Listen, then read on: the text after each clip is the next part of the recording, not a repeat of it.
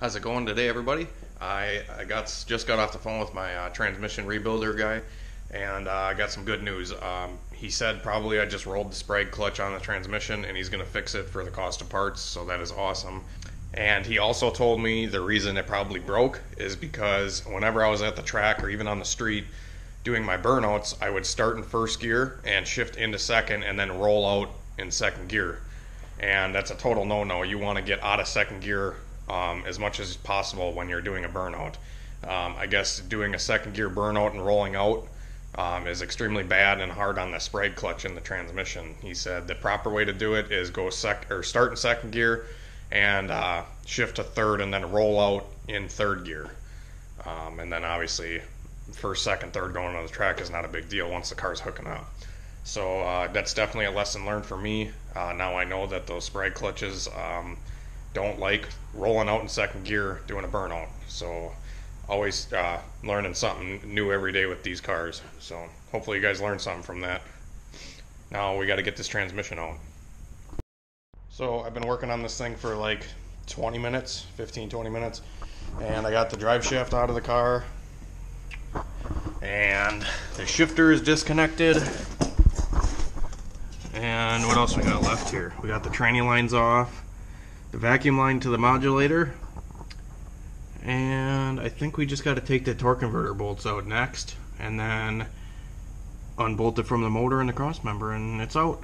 When I pull transmissions, I usually have like a list of stuff that I need to do to get the transmission out, such as like on this thing it would be like disconnect the shifter, pull the drive shaft, pull the tranny lines, pull the vacuum line off the modulator, and pull the dipstick. And then you have converter bolts, cross member, and unbolt it from the motor. And I think that's it, and it comes right out. So transmissions really aren't that hard to do. It's just kind of a pain in the ass because they're heavy, and it's no fun doing transmission work because it's not like you're improving anything. You're just fixing something that broke, which is really annoying. So I got the tranny out. It definitely took a little longer than I thought it was going to because there is absolutely no frickin' room between the firewall or the tranny tunnel and the bell housing bolts. And I literally had to use a wrench on every frickin' bolt. So that was definitely time consuming. And yeah, I busted my knuckles all up and made a mess. It's kind of hard not to make a mess when you pull a trans in a garage with the frickin' setup on jack stands, and then there's no drain plug on the tranny, so you know it spills out and whatever. But that's why they make oil dry. So got the tranny out, and like I said earlier, that I talked to the builder. He's going to be freshening it up. I'm hoping I can help him do it, and then maybe I can film the teardown of the trans and all that. So, but now we're just going to be leaving the car sit for a little while. I have some Hondas I need to tune today.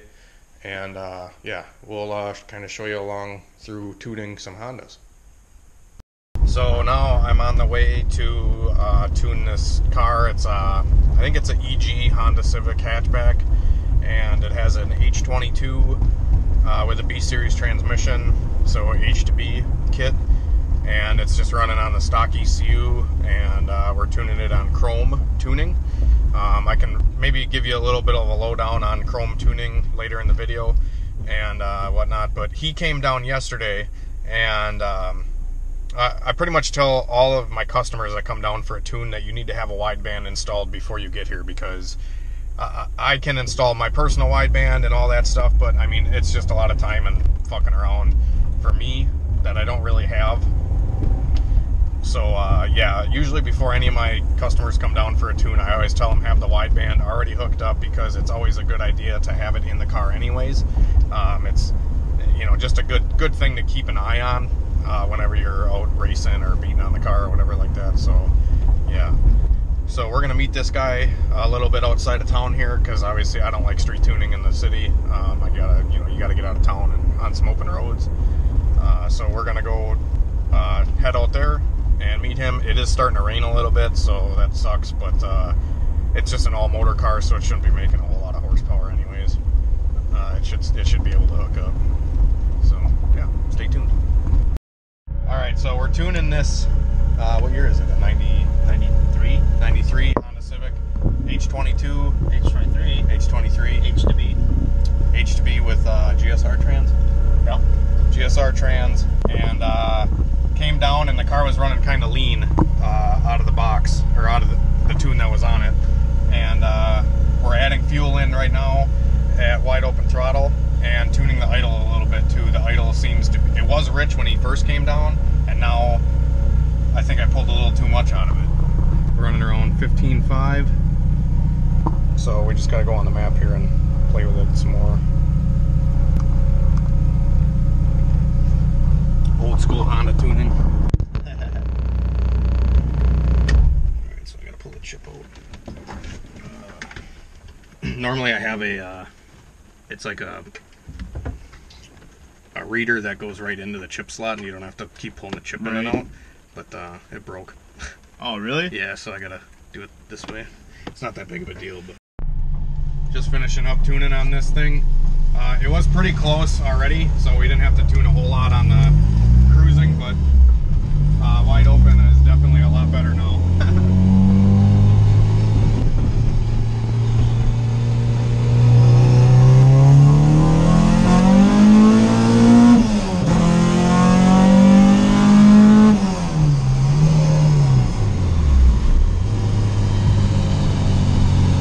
Check engine lights on because of the cylinder position sensor.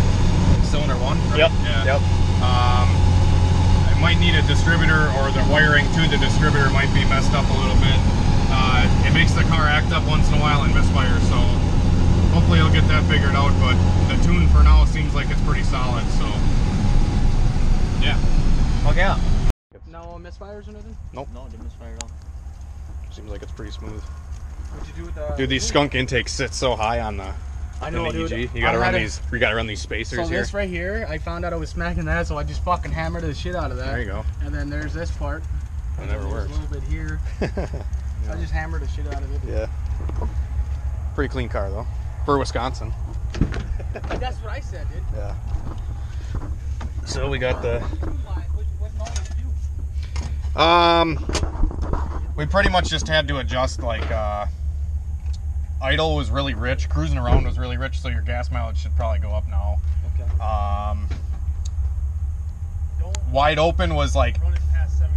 yeah, because that cylinder position code you got going on right now is not allowing the rev limiter to work. Okay. So once I fix that. yeah, you fix that. Otherwise, for now, just kind of be easy on it till you get that figured out. Okay. So if I wanted to race it. yeah, just short shift it. Yeah. 6,800. I mean, I'm not gonna race it, but I mean, it'll probably be fine, but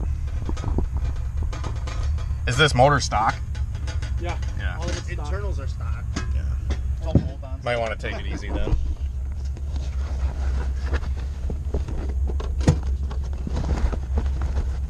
Yeah, like I said, it was lean, so we had to add fuel in it wide open, but It runs fucking nice. it runs pretty smooth now. I set VTEC a little higher too. Yeah. Just finished up tuning that Civic.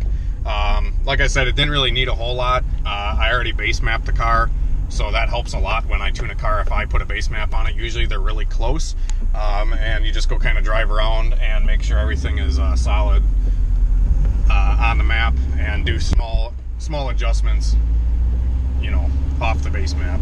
It's always, like I said, it's always better to start with a good base map before you go out and street tune. So like I said, this one already had a good base map and we street tuned it.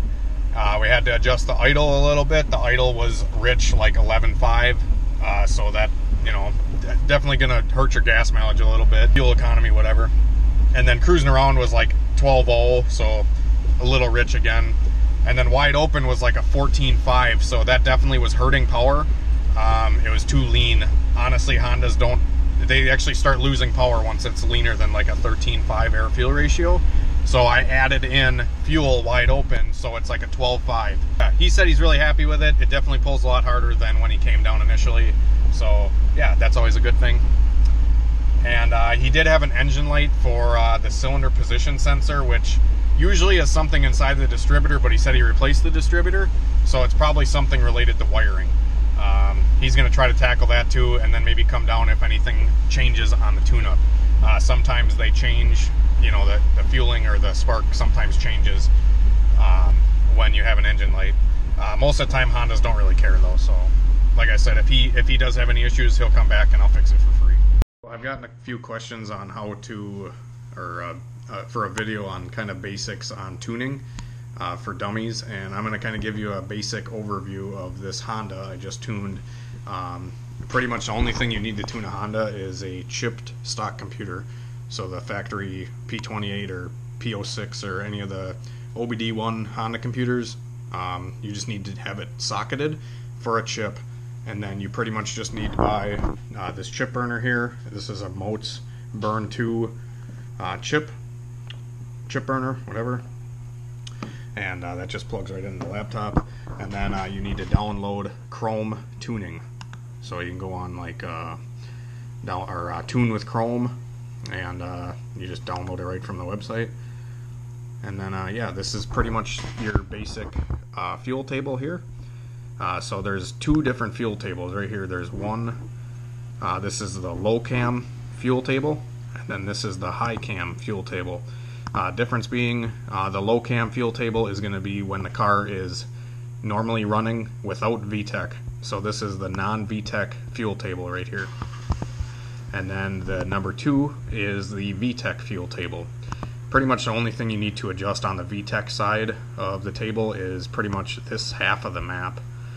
This is pretty much going to be your wide open throttle area, because on the top here you can see where this is vacuum right here, and you know, 26 to 17, this area right in here is going to be like where the car idles. So obviously you're not going to be idling in VTEC. You would adjust that on this side on the low cam fuel. So yeah, this is pretty much, like I said, your idle area right in here. So you'd pretty much just take highlight the area that you want to adjust. So this is like 1,000 RPM and 26 to 17 inches of vacuum. Like I said, this pretty much this whole area is where the car idles. You can just highlight it, right click, and then selection adjustment, and you can adjust the fuel settings based off of a percentage, add or subtract to the selected values the numbers that are already there, or you can set the selection to a specific value. So easiest way I do it is usually just highlight the area. So if the car is running like this one I just tuned was running like 11.0 at idle, I started off and I pulled 15% right out of the idle area. So you just hit negative 15 here, and then as you can see, as I hit OK, those numbers will decrease. See, they went from 164 to 140. You know, and you kind of just plug away until you get, you know, your optimum fuel ratio,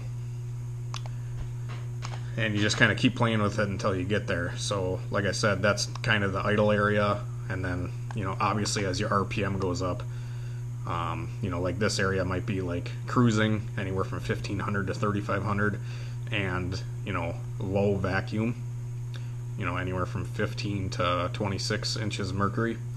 And then obviously the more vacuum you lose, the more into the throttle you're getting. So I would say anywhere from, you know, 11 inches of vacuum down to 0 is going to be wide open. And you pretty much just have to make all this gradual, smooth, and tune it to whatever the car likes. So, you know, usually all motor Hondas like a 12.5 air fuel ratio, and you kind of just tune them up to that. And, you know, obviously smooth everything and make it all look pretty. It's really hard to get in depth with, you know, how to tune. Like I said, this is just kind of a basic overview of how to do this, or what I do when I do tune. Also, this is going to be your like basic ignition tables.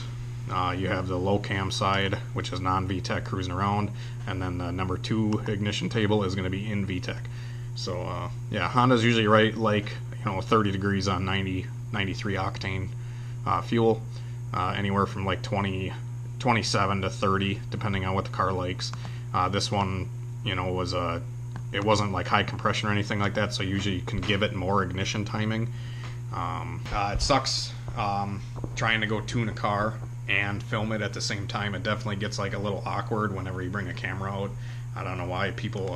I mean, me myself, I get awkward too if somebody else doesn't feel comfortable with me filming. So it's really hard to be able to film and tune cars. But I'm gonna try to keep doing it because I tune quite a bit of cars, and I do Hondas all the freaking time. So yeah, hopefully, I'll get better at filming these tuning episodes, and hopefully you guys enjoy the tuning part of the